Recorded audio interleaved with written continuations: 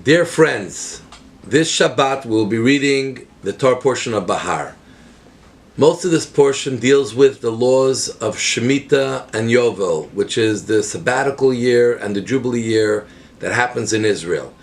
And every 7 years in Israel, the land has to lie fallow, you're not allowed to work the land, and so it is in the Jubilee year, which is every 50th year. The sabbatical year is still kept today, while the Jubilee year is something we don't do today, only when we had the temple.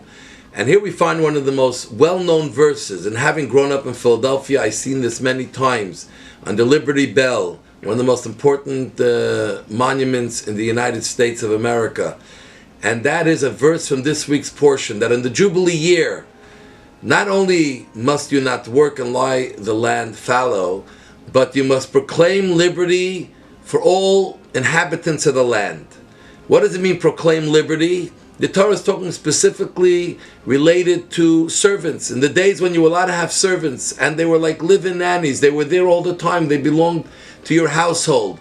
They lived with you, you took care of all their needs. They were a servant to you, and no matter how many years they worked for you and how interested they are to continue working for you in that form as a servant, you must let them free.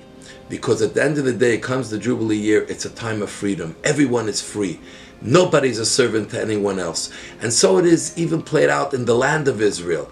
The land, the integrity of the land was that each area belonged to a specific family, a specific tribe, and even if you sold it, at the 50th year, it went back to its original owner. And in this is a very powerful message for all of us. And that is that we as people have to feel truly free. We are not servants to anybody or anything. We are only servants to God. We are here to serve God in this world, and we have the freedom to become whatever we want. And no matter how hard things are, no matter how bad we are off, and many times people became servants because they had nothing and they sold themselves to work for someone else. But you can't remain a servant during the year, Jubilee year. Even when someone is your employee and you think you pay them a great salary, and why can't I tell them what to do or when to do? Never treat them like a servant. The laws of the Torah, even when they were servants, was more powerful and more for the servant than the laws of employees today in our world of Canada and the Western world. But yet, they still have to be free. They cannot belong to anyone.